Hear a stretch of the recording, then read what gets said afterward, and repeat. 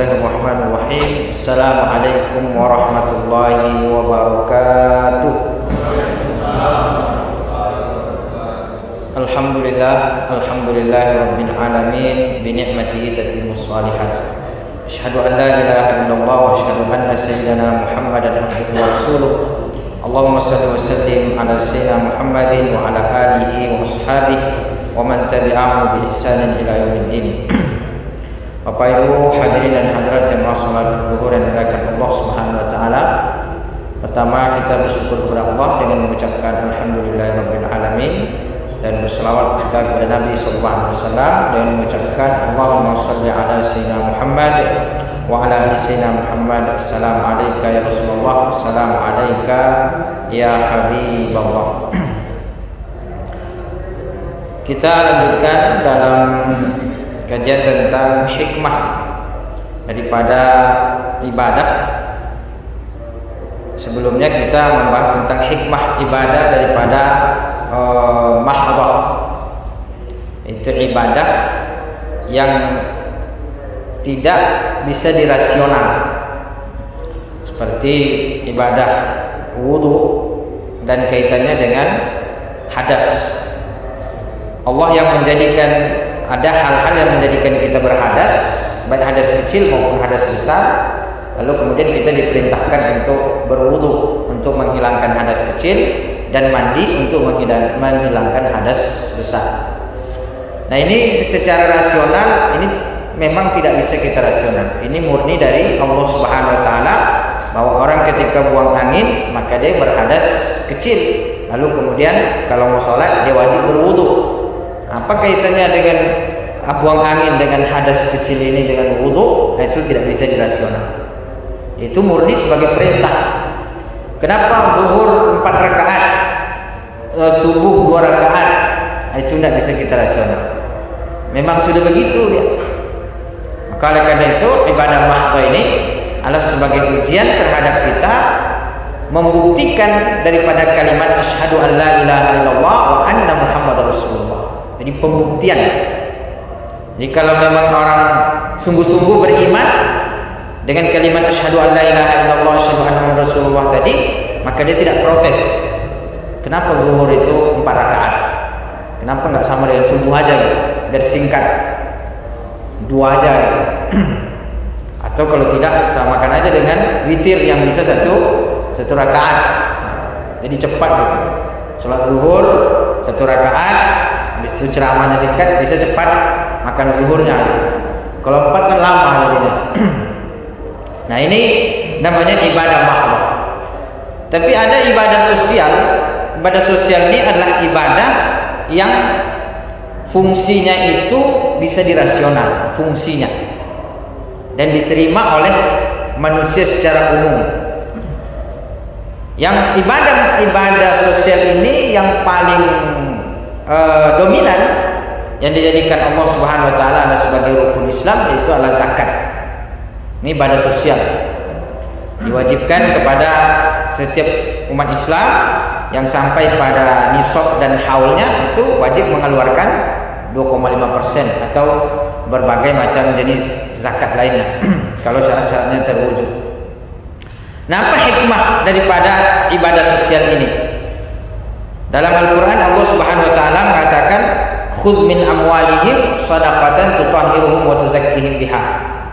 Ambillah dari hartanya, ini perintah kepada ulul amri, perintah kepada pemimpin.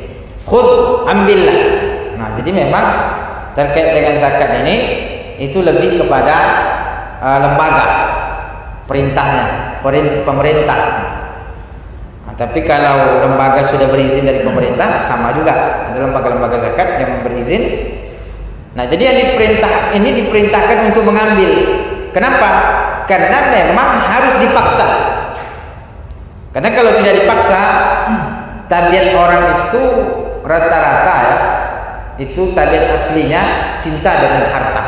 Berat dia mengeluarkan.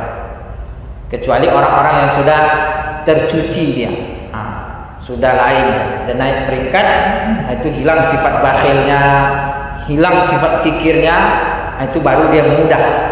Tapi awal itu memang harus dipaksa, suruh diambil. Khudh. Karena memang tabiat manusia itu punya sifat menahan. Maka Allah Subhanahu wa taala mengatakan khudh min amwalihim shadaqatan. Ambillah. Jadi pemerintah. Kalau sekarang ini lembaga juga bisa yang berizin. Khudh min amwalihim shadaqatan, sebagai sedekah di sini kata para ulama sebagai zakat. Tutahhiruhum wa tuzakkihim biha. Tutahhiruhum itu mensucikan jiwanya.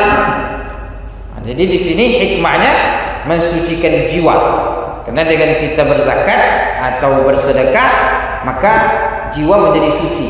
Setidaknya mensucikan jiwa kebakhilan. Dikikis dia, bakhil, kemudian rasa memiliki bahwa itu murni miliknya sendiri, itu dikikis oleh zakat tadi. Bahwa ini punya orang fakir, ini bukan hak saya.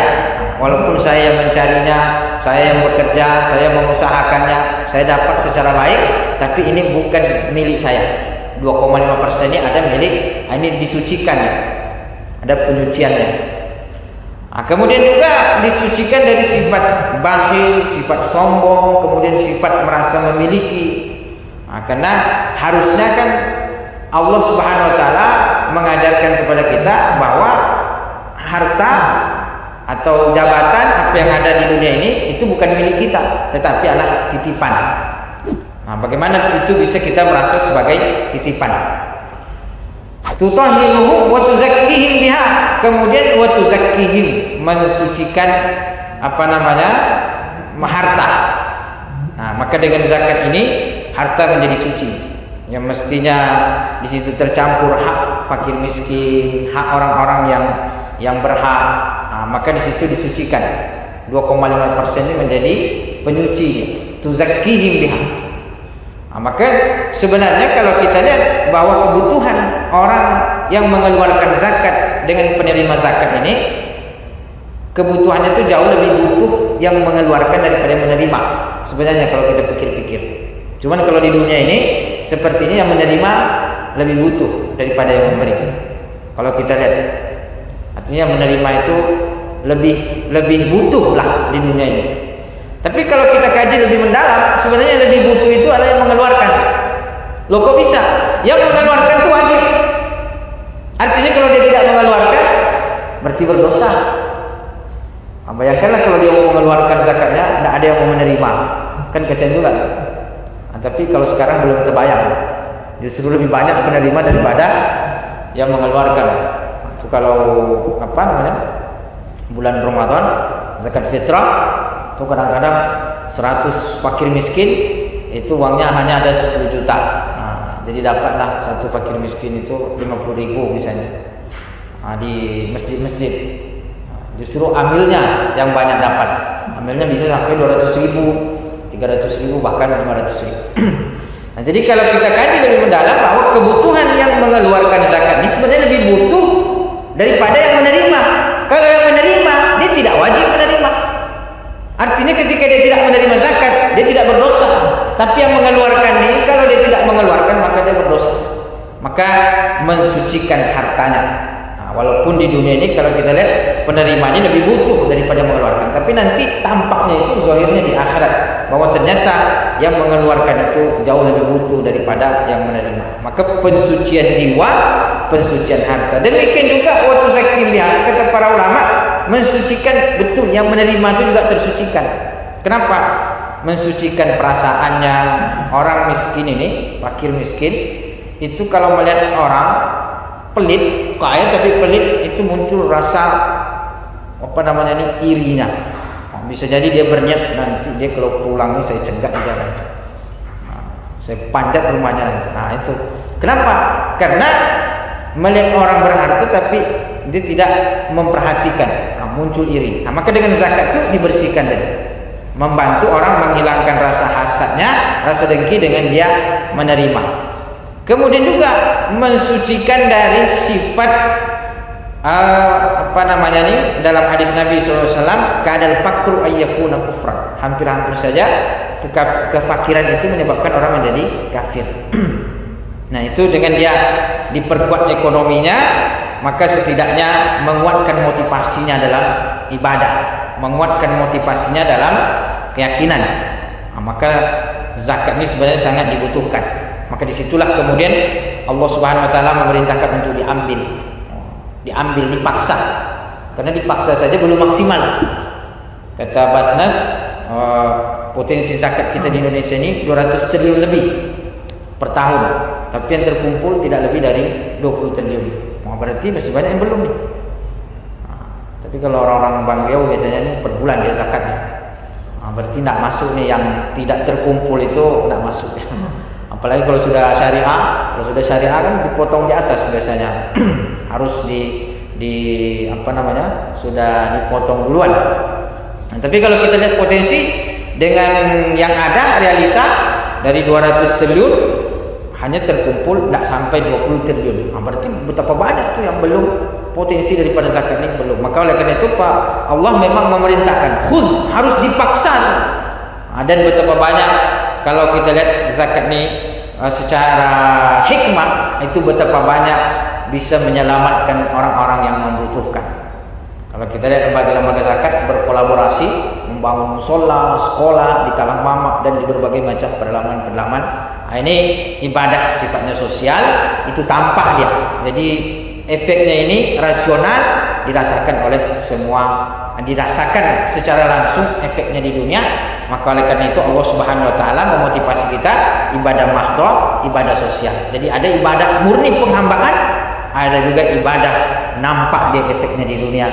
Mudah-mudahan kita semua mendapatkan kebaikan dunia dan akhirat, baik ibadah mahdhah maupun ibadah sosial ini, insyaallah. Amin ya rabbal alamin. Terima kasih dan mohon maaf. Subhanakallahumma wa bihamdika, asyhadu an la ilaha illa anta, astaghfiruka wa atubu ilaik.